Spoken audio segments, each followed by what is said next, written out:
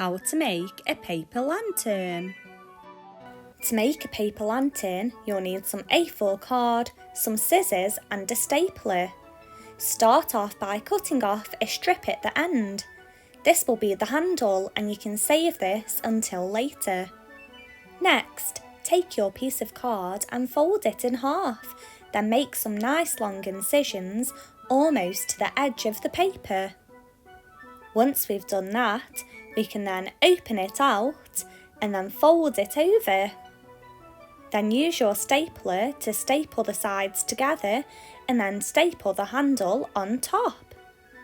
A quick and easy paper lantern. If you like this video, then don't forget to like and subscribe to our channel for more videos like this.